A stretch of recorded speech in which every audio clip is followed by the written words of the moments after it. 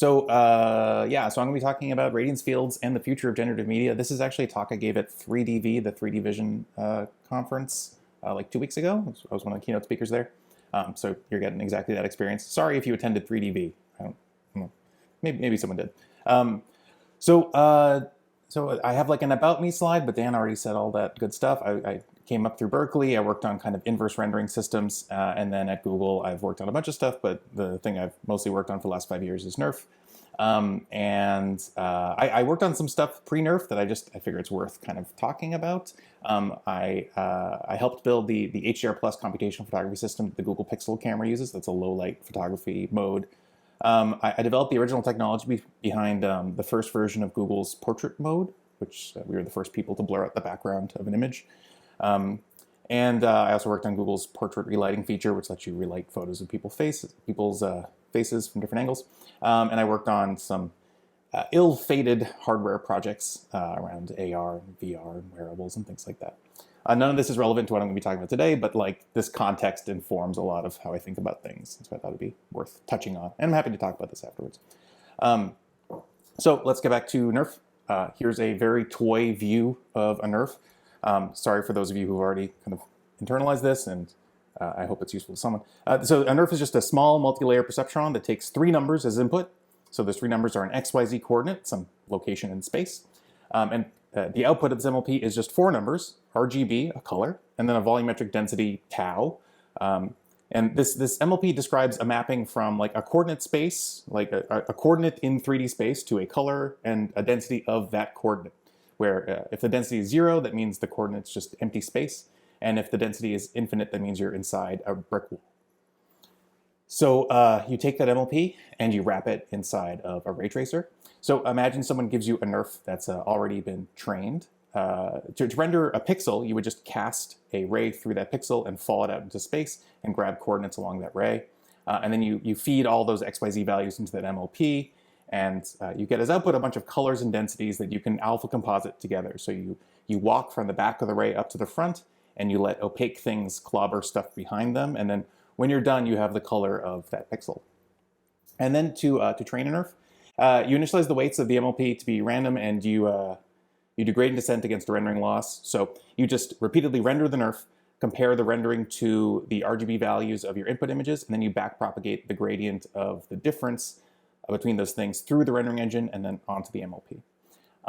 And so if you go ahead and you do this like 1,000,000 times, at the end, you'll have a set of weights, so the weights of this neural network, that implicitly model the geometry of the scene, and this lets you render new views of that scene.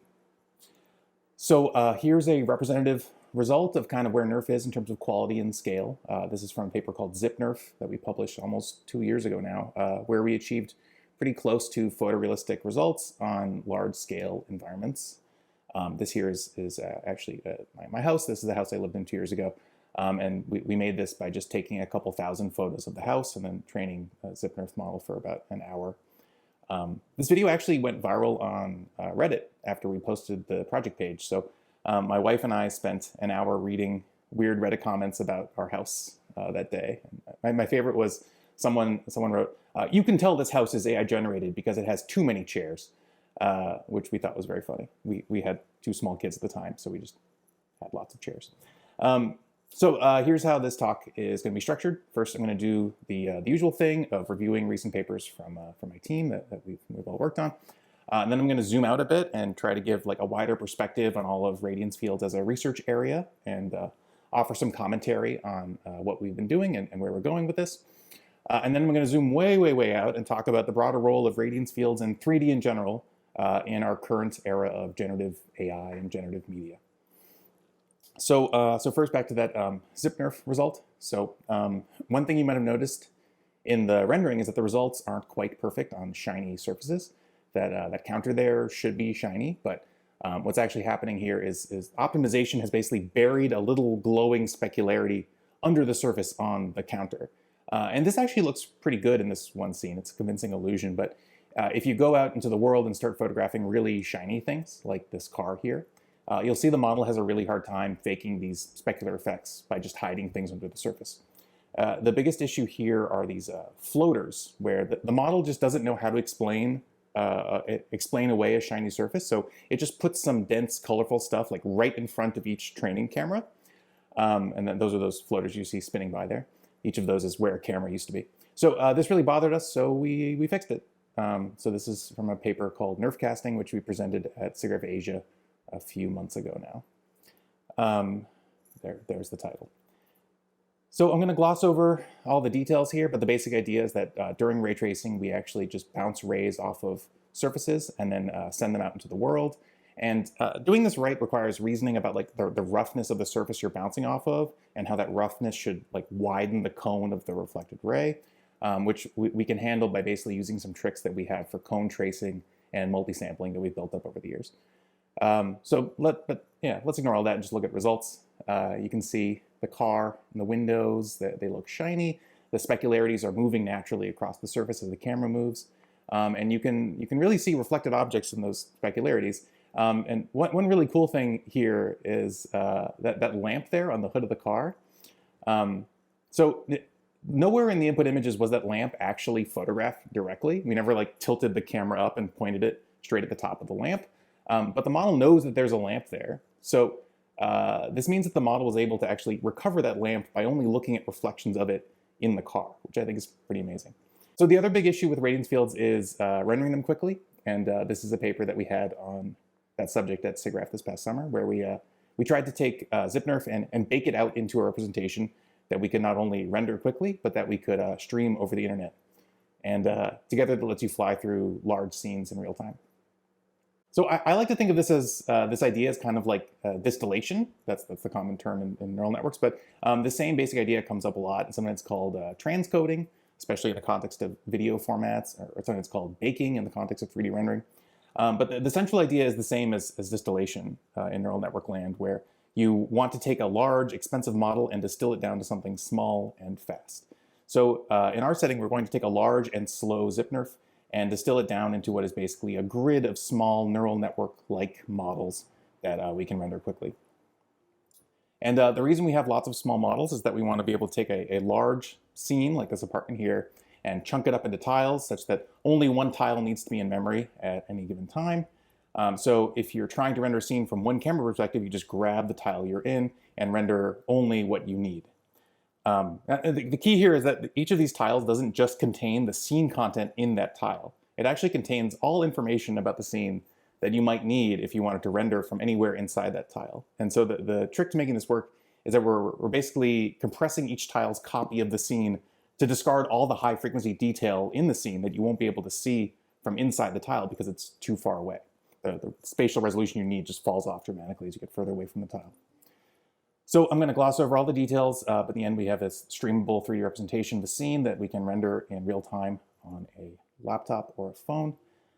There's a live demo on the project page that's linked to you right there. It should run in real time on your laptop, so feel free to check that out in another tab. Okay, so that was how we use radiance fields to do kind of normal 3D reconstruction. And next up, let's look at how we can use radiance fields to do 3D generation. And this is a paper we had at NeRFs this past year. We called it Cat3D for Create Anything in 3D. And that's what we were trying to do. The goal here is to take an image or a text prompt as input, and then generate a 3D model from it, specifically so that we can render that 3D model in real time. Now, the central problem with generative 3D models is that there just isn't enough 3D data. Pretty much all the internet is just images and videos. And that's because everyone on Earth is walking around with a magic little glass rectangle in their pocket that lets you take a photo or a video and upload it to the internet. And we do that a lot. You'll probably do it several times today. Everyone on Earth today will upload about a century of video to the internet. And that's like a truly mind-boggling amount of data. And that's important because generative AI depends critically on there being abundant amounts of training data. And so the fact that the internet is just jam-packed full of images and videos is a huge part of why image generation models work so well today. But 3D is a totally different story, right? Like there's only a few thousand 3D artists working in the world. It takes a long time for one of them to make a high-quality 3D model. So as a result, there's just a vanishingly small number of 3D models available for training compared to how many images there are. And you might say that you have a depth sensor or something. And indeed, we do. In your phone, the magic rectangle in your pocket might have one right now. But the depth maps you get from depth sensors are just really, really far from being usable as ground truth. They're noisy, they're incomplete, they only tell you about the fronts of objects, so they're just not going to cut it. And in contrast, photographs are photorealistic. This is an underrated true fact about cameras, but we basically solved photography from a technical perspective. So the images that we get from cameras are perfect, right? Like they are photorealistic renditions of the world you're looking at. And so they're absolutely good enough to train on. So you put this all together, you end up basically concluding that the right way to do 3D generation is to supervise with 2D images. And that's what we've been doing. So here's the overall pipeline of how Cat3D works. We're going to start with an input image, which could have been taken by camera, or it might be the output of some text to image generation system. Then we're going to use that image to generate a series of what are basically short little videos of what that image might have looked like from other angles. These generated images are pretty good, but they're not really consistent across frames, and they're too slow. This is much too slow to generate anything in real time. So we're going to take those images and then use them to recover a radiance field, which we can then render in real time. And I like to, again, think of this as a sort of distillation, right? We're distilling the knowledge inside our image generation system into a 3D representation that we can render cheaply. And it works. So here's a result for some text prompt of a fuzzy green gremlin guy that I thought was cute. The generated image is on the left, that's the input, and the rendering of the recovered radiance field is on the right with a little depth map inset. The depth maps, to clarify, are produced by shooting rays and then just seeing where they terminate. There's no actual depth map prediction going on here. So I really like this result because the gremlin, it has this fuzzy fur that shows does a good job of showing off the value of a volumetric reconstruction, because it would be really hard to model this as a mesh. Here are some more results.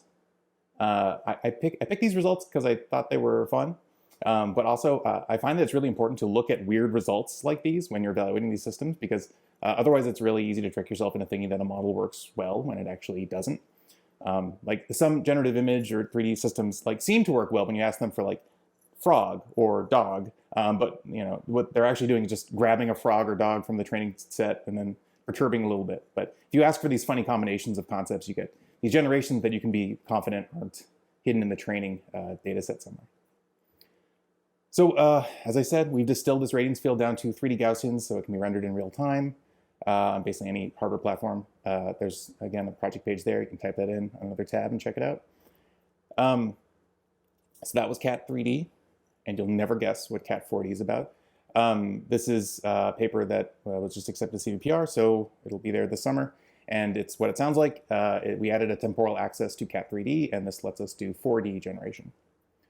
For this work, we're mostly focused on 4D reconstruction from a single input video, where that video is assumed to be the output of some generative video model, or it could just be a capture from a camera like this one here. It's the same for our purposes. Even though videos like these have lots of frames from different angles, this problem is highly ambiguous under constraint, because the scene geometry and the scene motion are completely unknown. And so you have these two sources of ambiguity that actually compound each other and make this problem even more under-constrained and difficult. And that's why most approaches for 4D reconstruction will rely heavily on regularization and external models for things like optical flow and monocular depth estimation. Because if you strip away all those things and you just rely on the pixels that you're given in this input video, you get these really catastrophic 4D reconstructions like this one shown here. So instead of relying on lots of external videos and hand-tuned priors, in this work we just rely entirely on a multi-image diffusion model that's been trained to expand the input video out into several different static camera videos that show what the scene would look like from different angles. And this is, again, the same basic idea of Cat3D, except that instead of turning an image into other images, we're turning a video into other videos. And we saw that with all this extra generated image data, this 4D reconstruction problem becomes much more constrained, and you can just kind of do it straightforwardly with no priors or regularization. So here we're reconstructing a set of dynamic 3D Gaussians that we can then use to render novel views in real time.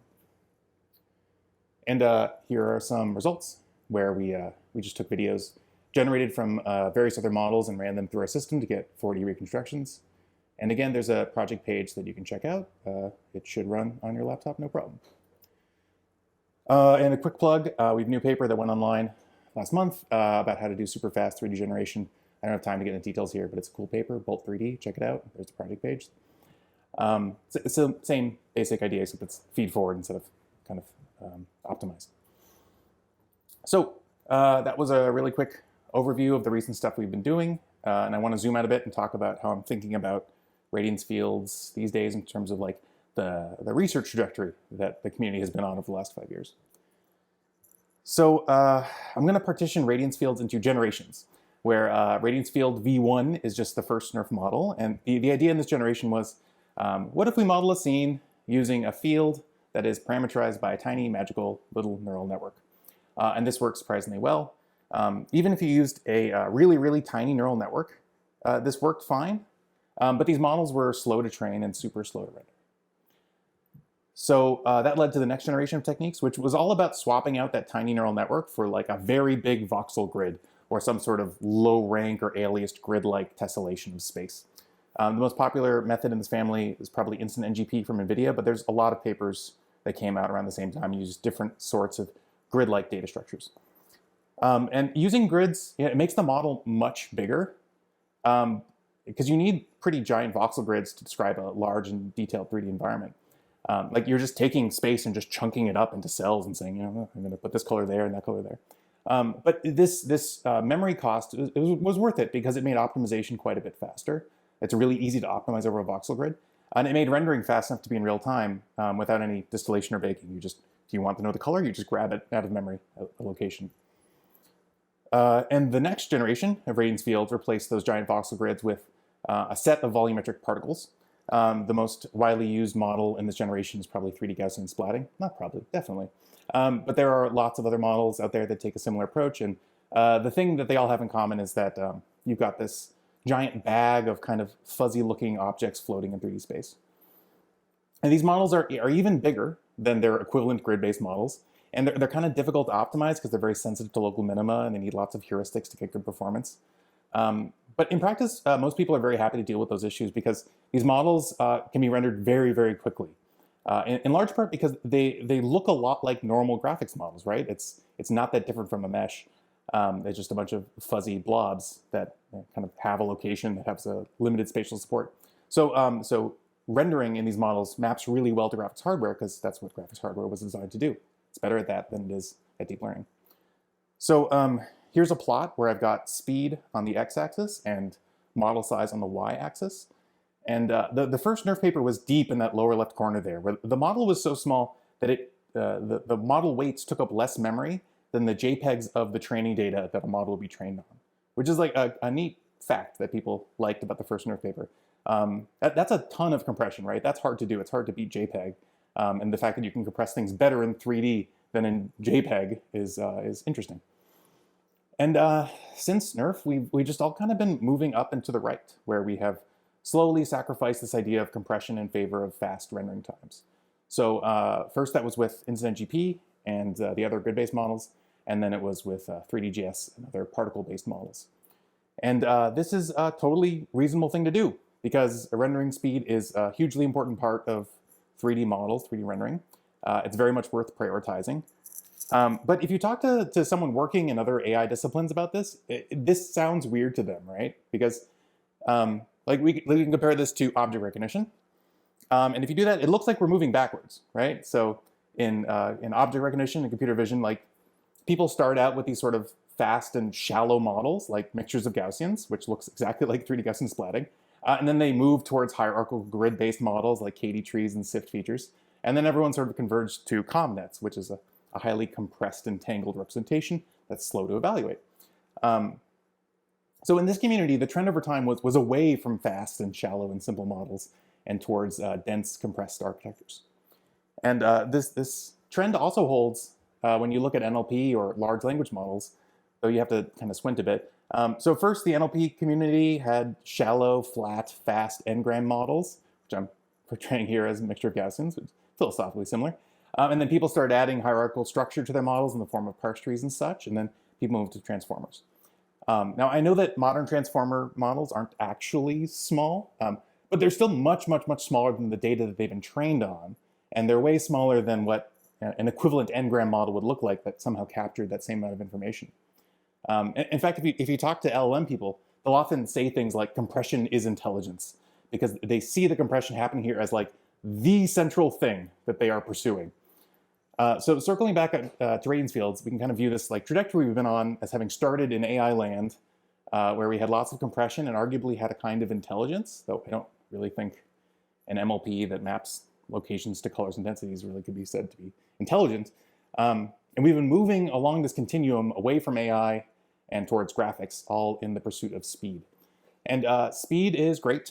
It's very important. But it makes me think that we might be collectively ignoring some of the lessons that have been learned by AI, which is that really magical things unlock if you move away from speed and towards compression. And I don't really have any well-formalized ideas beyond this, but I would encourage all of you to think about what it would look like if you kind of moved in the opposite direction of this trend, and imagine what it would look like to build like big, slow, and heavily compressed 3D representations. Because that corner of this continuum seems badly underexplored, and AI tells us that good stuff is there. So all that said, we're still not fast enough. It would be super valuable if we could speed out, squeeze out more speed from Radiance field models, because speed is still the bottleneck on shipping a lot of this technology to users. So as an example here, there's this app that Meta released for the Quest 3 a few months ago called Meta Horizon Hyperscape. As far as I can tell, it's a 3D.js implementation where they have reconstructions of a few nice looking static environments that you can walk through in VR. And the image quality is super high. I found it very compelling. A lot of the reviews are people raving about how great everything looks. But a lot of the reviews are people complaining about how the app didn't work at all because of their internet connection. And this is because the rendering for this app is actually all happening in the cloud and being streamed down to the user, which suggests to me that Meta wasn't able to do 3D.js rendering fast enough to run locally on device. So I think we should all be, trying to make this technology faster, because it'd be a really cool experiences will probably unlock when this stuff can be rendered locally on a VR headset or on phones or on video game consoles. So now let's zoom out even further and think about the role that Radiance fields and all of 3D have to play in this modern era that we're now living through of generative AI and generative media.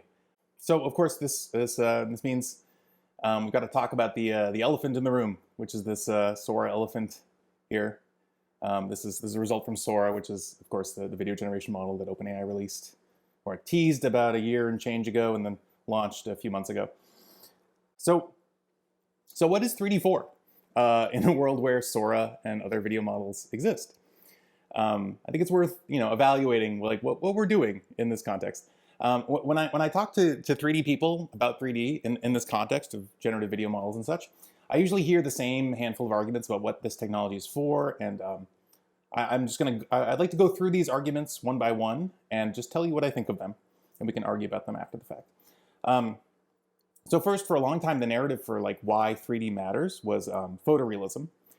People believed, and I was definitely one of them, that we couldn't get photorealistic, like 3D looking results without having an explicitly 3D model.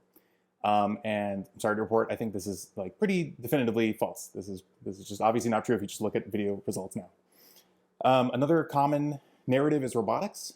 Robots need to navigate the 3D world, so therefore they must somehow explicitly reason in 3D, or so some roboticists believe. Again, I'm sorry to report, I think this is also not the case. Another argument I hear sometimes is control. A lot of people, especially people who've worked a lot in 3D modeling and animation, I imagine some of them are here today, believe that 3D has to be a critical part of any user interface. And I think that there's a lot of merit to this argument, but I'm not totally convinced. Another reason to maybe care about 3D is speed, because intuitively it seems like the fastest way to render a video is to generate a 3D world one time and then render that world repeatedly.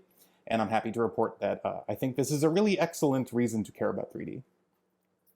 Another reason I hear sometimes is a sort of philosophical, almost religious argument about humanity. Like people live in 3D, so shouldn't the AI live in 3D too? I think this is a very good reason to care about 3D. Now I'll dig into each of these points one by one. So first, I'd like to convince you that generative video models are really, really astonishingly good at generating video, in case you haven't been convinced yet. Here's a result from VO2, which is Google's latest generative video model. And my prompt here was, an advertisement for a shoe made of broccoli romanesco rotating on a turntable. And yeah, I'll be danged if that's not exactly what this looks like. Shoes are not usually made out of broccoli, so you can be pretty confident that this wasn't in the training data, right? This is a real generation. Here's another VO2 result that I really liked. This is a banana posing in a bodybuilding competition, striking different poses with its floppy little peel arms. One thing I really like about this generation is that if you look at the faces of the people in the background, you can see that their jaws all drop when the banana does a little squat right about now, which I thought was really funny. And yeah, I think this is pretty objectively an amazing photorealistic and compelling result. Here's another generation I made with VO2 that really blew me away. This is a colorized 1950s TV commercial. Left, a dad struggling to pick up a heavy box. Right, that dad wearing a full body mechanical exoskeleton, lifting the box with ease. And yeah, this is amazing for so many reasons, right? Like, both sides of the video look photorealistic. This is one generation with 2 videos in it. The dad and the box are the same across both shots. The acting performance of the dad looks about right. Like, that's a good performance in both settings, both in terms of like acting and also like context. That mechanical exoskeleton looks like it's from the 1950s, even though I'm pretty sure there weren't any mechanical exoskeletons in the 1950s. So again, just like a really amazing result. So this idea that 2D models can't generate 3D looking videos, I think is just pretty clearly not true. And there are even papers out there that show that the videos generated by Sora are empirically very close to being totally 3D consistent.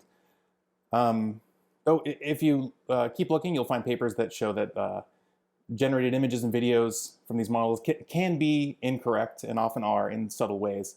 But my opinion is that the ways in which these models are incorrect are so subtle that people can't notice them with their naked eye. Like, you have to actually draw vanishing point lines to kind of to show them, to make them visible in a figure. Though this is definitely, like, worth future research, I don't find it to be a super persuasive argument against generative image and video models, because if the end goal is to show those renderings to people, it doesn't matter if people can't notice the ways that they're wrong. Like, that's a totally fine failure mode. And this is all a classic bitter lesson result, which we've seen many times in AI over the past few years. For those of you not familiar with this idea, this is from a paper by Richard Sutton. The way I think of it is that what the bitter lesson says is that if you have abundant compute and an abundant source of data, you should expect learning-based models to always beat the inductive biases imposed on models by humans. And the classic example here is LLMs. So this is a slide from a talk that Ross Gershik, a computer vision researcher, gave last year called The Parable of the Parser. Slides are online, and I recommend checking them out. The basic idea of the talk is that if you look at an NLP textbook, or also a textbook on object recognition, you'll see that it starts with many chapters about the sort of intermediate tasks that you could solve in the pursuit of building something like a machine translation system or a chatbot. So first you might tag words with their parts of speech, noun, verb, adjective, and then you might parse those words into a tree with phrases and clauses.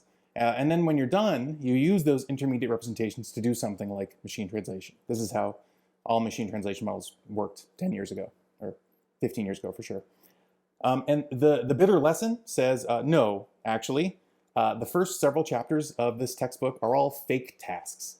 These are problems that you can definitely solve, but the idea that you need to solve them to solve your final task is just incorrect, assuming you have enough compute and data. And if you can afford it, the bitter lesson says that you should just instead directly go to your real task, which in this case would be machine translation or a chatbot or whatever, and you should just use machine learning to solve that task directly.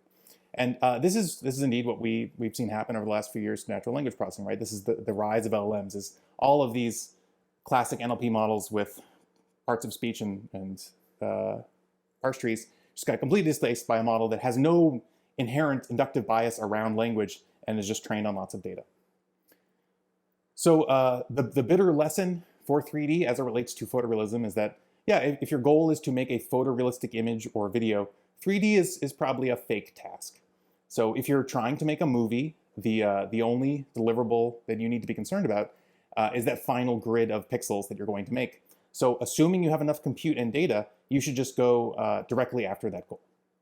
And similarly, I think if your goal is to make a robot do things, I think 3D is once again a fake task. In robotics, you have tangible deliverables, and they are not 3D. They're just actions. That's the thing you want a robot to do. So I'm not a roboticist, so I'll be brief and not too opinionated here, but Tesla has a full driving system that I think is a really great illustrative point here. So in 2023, Tesla's self-driving stack would take input images, reconstruct a 3D model, and then use that 3D model to tell the car what to do. But in 2024, Tesla quietly shipped a software update to their stack that deleted 300,000 lines of C++ code and replaced them with a single end-to-end neural network that directly mapped input images to actions. Now, this is just one data point, but it seems like we should expect that most, or maybe all robotics applications in the limit will also follow that trend, because the bitter lesson seems like it should apply here. Now, as for control, I'm not an HCI researcher, so I'll be brief, and again, not too opinionated here, but lots of people have built very compelling generative 3D editing interfaces, like this one here from this Gaussian editor paper. And many, many more people have built compelling generative 2D image editing interfaces like this one here. That's my dog. I do stuff with my kids like this a lot, editing photos of the dog. I think overall, both of these directions seem interesting and valuable, but I don't really see a strong reason to prefer one to the other that kind of holds up to scrutiny. And my instinct is that you probably only need control to be in 3D if the final deliverable asset is also in 3D. So if you're making a 2D image or video, doing all your edits in 2D is probably fine. And if you're making a 3D model, doing your edits in 3D should also be fine. So I think overall, this problem of control probably reduces down to the overall problem of whether you need 3D or not in general. I'm sure a lot of you have strong opinions about that, so we can argue about that later. So, so those are some places where I'm less confident in the value of 3D. Now let's get to the good stuff and dig into the reasons why I think people should definitely care a lot about 3D in the context of generative media. So a useful case study for this sort of thing that I found is to ask yourself whether or not a video generation system could be used for like an interactive 3D experience, like a video game or whatever. And I'm personally biased towards this question because I like video games. I've worked on AR and VR in the past, and I think it'll be genuinely very cool when you can just virtually drop yourself into generated worlds and run around them with your friends. A lot of people are working on this. This is a result from a startup called Descartes. They built a system called Oasis that is basically just a video generation system that's conditioned on some user input and has been probably trained on millions of hours of Minecraft data, I'm guessing. And it's actually really impressive. This is a demo that runs very reliably in your browser, even though the video is getting generated in the cloud and streamed down. The latency is low enough that it feels responsive. And it's honestly really surprising me that this works at all. This seems really hard to do. But if you play with it for a few seconds, you'll notice two things. First, if you turn the camera away from something, like I'm doing in this video here, and then turn the camera back to it, that thing will look completely different. Like there's very little consistency across time. And I expect this is because the context window being used for video generation here is probably only a few frames or seconds long, which is a real problem here because video games usually last hours or tens of hours or hundreds of hours. The second thing you'll notice if you try this demo out is that they'll cut you off after about 30 seconds of playing the game. And I think that's because it's really expensive for them to serve these models. I'm guessing that, I have no data here, but I'm guessing that they're probably running like 8 high-end GPUs full blast in a server farm somewhere to make this video feed. And just the electricity bill for that is non-trivial, right? That could be like a buck of compute. So this demo is free, but it makes sense they wouldn't let you play it for very long if they're losing that much money on compute as you go. So I'm just going to go through, I'm going to try to make the argument that these generative video models are just kind of an inherently poor fit for interactive 3D applications like video games and AR, VR. So I'm going to go through these three pillars of the bitter lesson here, starting with this assumption of abundant compute. And I'm going to leave this text on the screen here while we do this because we should always be mindful of Richard Sutton and his bitter lesson. Here's VO2. Hopefully you're convinced that this is a useful technology that works well at generating high quality video. Let's dig into exactly how responsive and expensive VO2 is here. The latency of the model is about 180 seconds. So if you submit a text prompt, you'll have to wait about 3 minutes before video comes back. And the cost of the video in terms of compute or whatever else is about $1 for every 2 seconds of video, which at 720p resolution comes out to about 2 cents per megapixel. Depending on how you look at that, that might seem slow or fast or cheap or expensive. But when you compare it to a video game, the difference is really stark. Here's a video game that I like for this purpose. This is Gorilla Tag. It's one of the most popular multiplayer VR games on MetaQuest right now. It's actually really fun. I recommend trying it if you have a VR headset. You basically play tag with a bunch of 12-year-olds, and you're this legless gorilla that can only move by sort of punching the ground and climbing up on stuff. It's really great. If you break down this particular interactive 3D experience, you'll see that the latency is about 0.2 seconds, and that corresponds to a frame rate of 60 frames per second, which is pretty much the bare minimum for VR and for gaming in general these days. You'll get motion sick if you get down to like 30 or 20 frames per second. The cost is such a small number that I didn't even really know how to write it down, but it's 1/1,000,000th of a penny for about 20 megapixels. And this cost is so low because it's just the cost of me charging my MetaQuest divided by the duration of playing the game on one charge, which is really small because the headset is overall very efficient, right? It's just a smartphone and that's strapped to your face. So you compare these two numbers and you see that VO2 is currently about 9,000 times too slow to be swapped in for a VR gaming experience. And it's about 30 million times too expensive in terms of compute and energy consumption. And those are some big numbers. You know, even if you shave those off by a factor of 10, you're still in trouble. Let's talk about hardware. So on the left, we have a GPU farm, which is where videos are generated. These are gigantic fridge-sized machines. They consume a ton of electricity. And here we have a teardown of a MetaQuest 3, which is basically equivalent to a smartphone in terms of size, compute, power consumption. Now, people are making a lot of progress on making hardware more efficient and smaller. But I have a really hard time imagining people closing the gap between these two pieces of hardware in particular.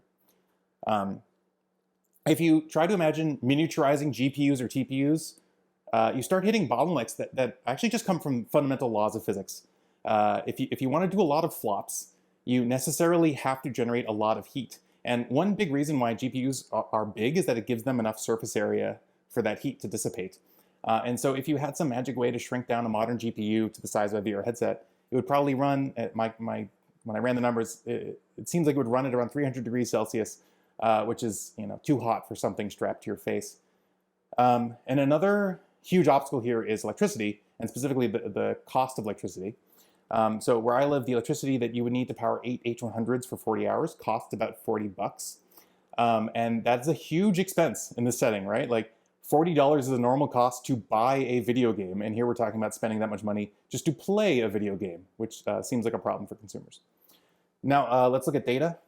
So again, generative 3D models are hard to build because, like we discussed earlier, we have much more 2D data than we have 3D data because of the existence of cameras. But as you saw in the beginning of the talk, we can supervise 3D models using 2D data. So I'm going to call this a tie between 2D and 3D techniques. It's easier for 2D models, much easier for 2D models to leverage 2D data, but it seems totally viable for 3D models to eventually become just as good at leveraging 2D data because we really understand the mapping from 3D to 2D, right? That's the success of computer graphics over the last 50 years. Now, onto inductive biases. In 3D, we have really incredible inductive biases. So here I'm playing a demo reel from the Havoc physics engine. This is a mature physics engine that gets used a lot in video games, things like that. You can see it's capable of modeling very complicated physics very accurately and in real time. So we as a community just really understand Newtonian mechanics really well. And it's very easy to write it all down and simulate it efficiently. I know it's not like actually easy, but we've put in the time, we put in 50 years of R&D on this, and we can do it really well now. And I want to contrast this with language and vision, where we had inductive biases, but they were always kind of fake and man-made. So in language, we had parse trees. But if you talk to a linguist, they tell you that most language doesn't actually parse correctly. Like the words I'm saying right now, if you tried to parse them, they wouldn't parse. They would just be this one run-on sentence. And in vision, we would fit probabilistic models to pixels and segments and stuff. But that was always a really primitive approximation to some true underlying 3D process. And in 3D, we actually have really excellent models of that true underlying process, right? Physics is just true. And we're really good at modeling it accurately and physically. So the inductive biases that a sort of scaling-based 2D model has to compete against in 3D are actually 3D is really good competition for this task. 3D has the advantage here. in a way that wasn't true for other tasks. So a lot of what I've been talking about here really reduces to speed, right? And more so than that, I think the important issue here is actually amortization. So how compute is amortized during generation and use. So first, let's look at how compute is amortized for generative video. So here I'm showing a screen grab of Kling. This is a popular AI video platform where people make videos, and also people can just browse the videos that other people have generated. And in generative video, so cost in current models is proportional to video size. So if a video is twice as long, it usually costs twice as much to make. Generating a video takes a few minutes, but replaying that video after you generate it is basically free, right? You're just serving an MPEG over the internet. So the cost of generating a video gets amortized, but it gets amortized in like a mass media sort of way, where a video gets generated once and then gets shown to lots of people, and the cost of generating the video is amortized across each user. Now, let's contrast that to generative 3D. Here I have a result from Cat3D in our nice interactive viewer. And in generative 3D, the cost of generating a model is roughly proportional to world size. So generating a scene is much more expensive than generating an object, and generating a large detailed scene is more expensive than generating a small scene, etc. Generation, again, takes a few minutes, and rendering new views of that generated scene is free. And so what this means is that, unlike video, you have this form of amortization that's fundamentally well-suited to interactive media, not passive mass media where everyone sees the exact same thing. So in 3D, amortization happens, but it happens at the level of assets that can be rendered quickly, but not at the level of pixels that are rendered and then served again and again. So here's a plot of what cost looks like in a generative video model for a single user, where we have num frames on the x-axis here and cost on the y-axis. And in generative video, cost is basically just a linear function of how many frames you're generating, like you see here. And here we have generative 3D, which pays a much larger upfront cost during generation. But that cost gets recouped as you generate more and more frames, because modeling the physics of the scene and rendering images of the scene are things we know how to do very efficiently thanks to the tremendous success of physics simulations and computer graphics. So currently, we as a species are currently in a regime where video generation models are producing 5 or 10-second clips. And so the relative cost of video models compared to 3D is really small. It just doesn't make sense to make a 3D model if you're only going to render it a few hundred or a few thousand times. And if you, like me, work on generative 3D models, this probably bothers you. But I think this is like a temporary feeling, because over time we'll likely want to target longer and longer videos, a 2-hour movie, a 3-part movie trilogy. And in that regime, we should expect the amortization strategy made by 3D-based models to be the cheaper and faster option. So let's loop back to this slide here. So clearly speed matters for 3D. It's the main thing I've been talking about this whole time. But there is a huge difference between fast rendering and fast generation. I think we should continue pursuing fast rendering, but we should also be exploring very slow generation. Because this amortization argument that I'm making means that slow generation, slow optimization of a NeRF or whatever, it's all fine because that cost gets amortized across renderings. So we should embrace slow 3D generation and optimization with the understanding that as long as those models can be rendered quickly, we'll still reduce the overall cost in the limit. And again, this ties into this distillation idea that I've touched on a few times. It's probably going to continue to be very important that we have solutions for taking various high quality but slow 3D models and distilling them down to something that can be rendered very fast, because we should expect that we'll need to navigate and move around this continuum, the speed compression continuum, in order for these models to be useful. And there's a kind of like fun paradox here, which is that the right strategy seems to be that we should go slow to go fast, which is a cute thing people say on the internet in various self-help, self-improvement sorts of ways. Seems to apply here. And beyond speed, I just want to loop back on this question of real tasks and fake tasks. So I said earlier that 3D is a fake task in the context of delivering a grid of pixels, but making a grid of pixels is not the only thing we should care about.